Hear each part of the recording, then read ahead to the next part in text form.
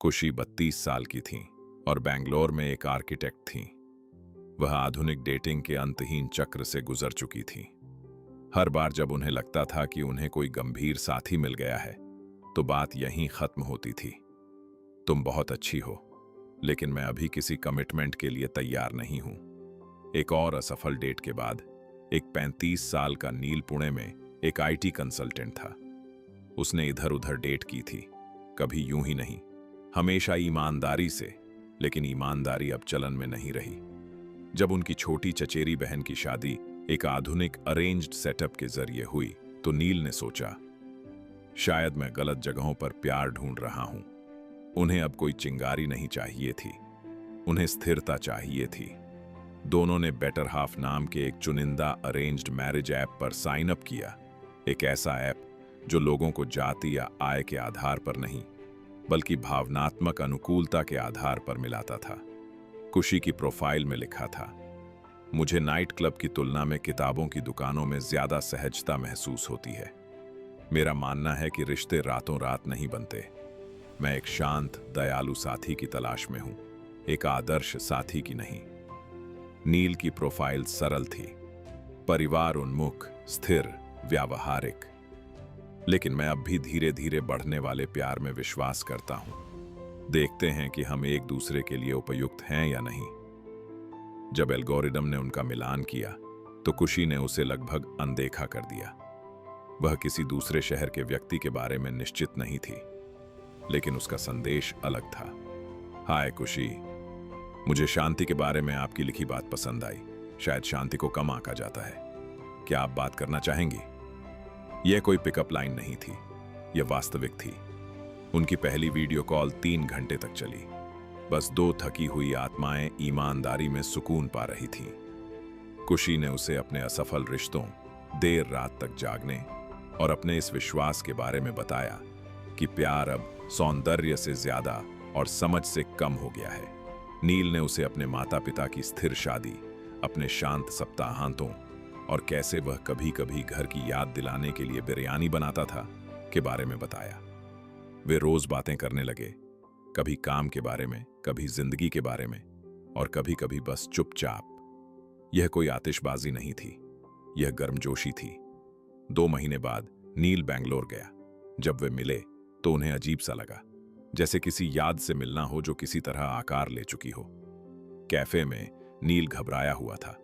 उसने कहा, मुझे डर था कि तुम अपनी तस्वीरों जैसी नहीं दिखोगी। खुशी हंसी, और मुझे डर था कि तुम सिर्फ काम की बातें करोगी। उस शाम वे घंटों टहलते रहे। उन्होंने एक दूसरे को हाथ नहीं लगाया, अभी तक नहीं, लेकिन उनके बीच एक अनकहा सुकून था, मानो कह रहा हो, मैं तुम्हें देख रहा हूं और बस इतना ही काफी है। घर वापस आकर दोनों परिवारों ने बातचीत शुरू कर दी। उन्हें एक दूसरे की प्रोफाइल, स्थिरता और अच्छे पारिवारिक मूल्य पसंद आए। लेकिन खुशी और नील के लिए सवाल यह नहीं था कि क्या यह जोड़ी कामयाब होगी, बल्कि यह था कि क्या हम कागजी कार्रवाई के बाद एक दूसरे से प्यार कर सकते हैं। नील ने एक रात फोन किया और धीरे से कहा, मैं तुम्हें जल्दबाजी में नहीं डालना चाहता खुशी, लेकिन मैं तुम्हारे साथ जिंदगी बसाना चाहता हूं। किसी जिम्मेदारी से नहीं, बल्कि इसलिए कि मैं तुम्हारे साथ सुरक्षित महसूस करता हूं। वह एक पल चुप रही, फिर बोली, नील, तुम पहले आदमी हो जिसने मुझे प्रभावित करने की कोशिश नहीं की। तुम तो बस आ गए, बस इतना ही काफी था। उन्होंने हाँ कह दिया। उनकी शादी कोई खास नहीं थी, करीबी दोस्त, परिवार, कुछ तस्वीरें, बस मुस्कुराहटें। शुरुआती कुछ महीने अजीबोगरीब थे। अजनबी होने के बाद साथ रहना आसान नहीं था।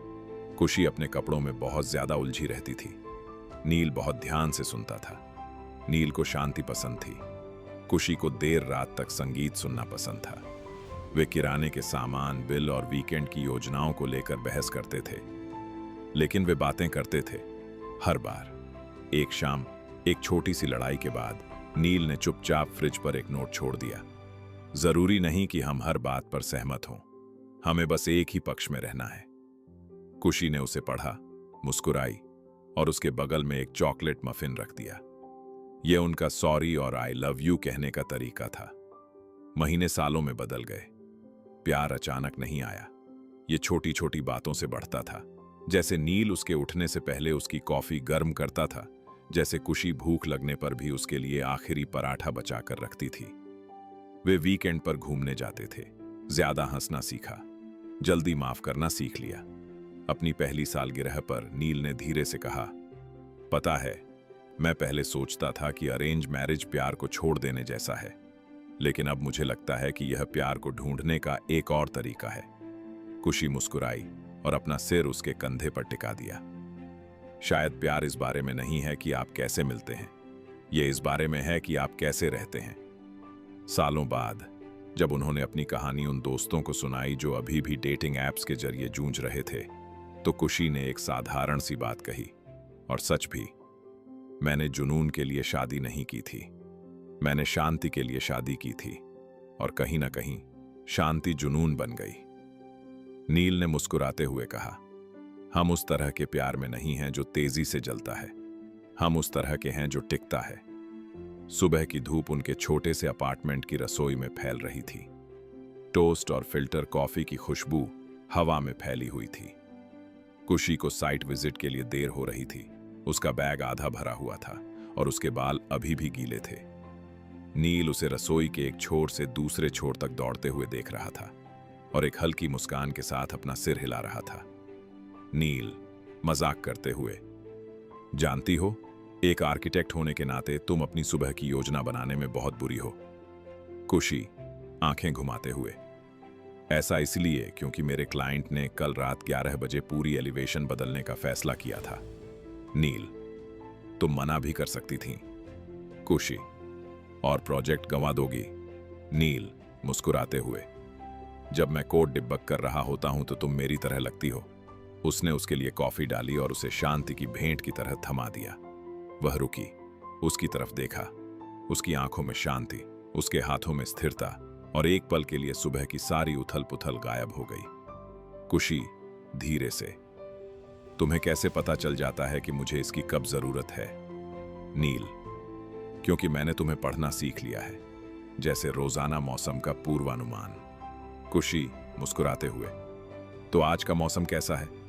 नील, सनी, शाम तक तुम्हारी याद आने की संभावना है।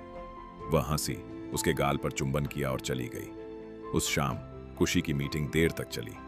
जब वह आखिरकार घर पहुंची तो नील सोफे पर सो रहा था। लैपटॉप अभी भी खुला था, काम आधा अधूरा था। वह वहीं खड़ी उसे देख रही थी। वह आदमी जिसे वह 3 साल पहले नहीं जानती थी, अब उसी छत के नीचे सो रहा था, मानो कोई शांत वादा कर रहा हो। उसे एक गहरी बात का एहसास हुआ कि प्यार कोई ऐसी चीज नहीं है जो उसके साथ घटित हो। यह कुछ ऐसा है जिसे उसने ईंट दर ईंट पल पल बनाया है। उसने उसे एक कंबल ओढ़ाया, उसके बालों में हाथ फेरा और फुसफुसाया, मैं सोचती थी कि प्यार का मतलब किसी परफेक्ट इंसान को पाना है, लेकिन असल में यह किसी धैर्यवान इंसान को पाना है। नील आधा होश में आया और बुदबुदाया, क्या तुम फिर से खुद से बात कर रहे हो? कुशी मुस्कुराते हुए, नहीं, बस अपने सबसे पसंदीदा इंसान से बात कर रहा हूं। हर दिन सुकून भरा और शांत नहीं होता। 1 साल बाद नील को विदेश जाने का प्रस्ताव मिला, लंदन में एक करियर निर्धारक पद। हालांकि कुशी की आर्किटेक्चरल फर्म ने उसे भारत में अपना सबसे बड़ा स्वतंत्र प्रोजेक्ट ऑफर किया था। शादी के बाद पहली बार प्यार एक दोराहे पर खड़ा हुआ। नील, कुशी, मैं तुम्हारे और अपने काम के बीच चुनाव नहीं करना चाहता। कुशी, तुम्हें ऐसा करने की जरूरत नहीं है, लेकिन मैं अपने सपनों को भी नहीं छोड़ूंगी। नील थका हुआ, तो हम क्या करें? कुशी, हम डटे रहते हैं और भरोसा करते हैं कि प्यार को जिंदा रहने के लिए एक ही शहर की जरूरत नहीं होती। यह समय की, धैर्य की और उस बुनियाद की परीक्षा थी जो उन्होंने खुद बनाई थी। 8 महीने तक वे अलग रहे। सुबह के नाश्ते की बातचीत की जगह कॉल ने ले ली। आधी रात के संदेशों ने शांत आलिंगन की जगह ले ली। दूरी ने दुख तो पहुंचाया, लेकिन इसने उनके बीच कुछ और गहरा भी कर दिया, यह जानने का आभार कि उनके पास क्या है। उसके 34वें जन्मदिन पर नील ने उसे चौंका दिया। वह बिना बताए उसकी फर्म के ऑफिस में फूल लेकर पहुंच गया। नील, पता चला मैं तुम्हारे बिना अपनी जिंदगी नहीं बना सकता। कुशी आंसू बहाते हुए हंसते हुए, तुम सिर्फ यही कहने के लिए इतनी दूर से आए? नील: नहीं, मैं तुम्हें घर ले जाने के लिए आया था। महीनों बाद वे एक नए घर में रहने चले गए, एक छोटा सा घर जो उनके दोनों सपनों को ध्यान में रखकर बनाया गया था। नील को एक दूरस्थ पद मिला। नील अपने प्रोजेक्ट्स एक होम स्टूडियो से चलाती थी। लिविंग रूम में कुशी ने खुद डिजाइन की हुई एक छोटी लकड़ी की पट्टिका रखी थी। उस पर लिखा था, कुछ प्यार किस्मत से चुने जाते हैं, हमारा प्यार हिम्मत से चुना गया। उस रात जब वे बालकनी में बैठे चाय की चुस्कियां ले रहे थे और शहर की रोशनियों को देख रहे थे, नील ने कहा, पता है, जब हम पहली बार मिले थे तो मुझे लगा था कि यह एक व्यावहारिक समझौता होगा, कुशी। और अब, नील, अब मुझे लगता है कि यह मेरे जीवन का सबसे खूबसूरत संयोग है। साल बीत गए, उनका प्यार कम नहीं हुआ, वह परिपक्व होता गया। वे साथ साथ बूढ़े हुए, जवानी के जोश के साथ नहीं, बल्कि साझेदारी की गहरी शांति के साथ। एक शाम जब वे अपनी पुरानी शादी की एल्बम पलट रहे थे, कुशी ने धीरे से कहा, याद है उस दिन हम कितने घबराए हुए थे? नील: हाँ, तुम इतना कांप रही थीं कि मुझे लगा कि तुम भाग जाओगी। कुशी मुस्कुराते हुए: और अब? नील: अब मैं तुम्हारे पीछे पीछे कहीं भी जाऊंगा। उसने अपना सिर उसके कंधे पर टिका दिया और एक पल के लिए खामोशी ने वो सब कह दिया जो शब्दों में नहीं कहा जा सकता था। क्योंकि कभी कभी सबसे शांत प्यार सबसे सच्चा होता है, ऐसा प्यार जो सुर्खियां नहीं बनता बल्कि जिंदगी बना देता है।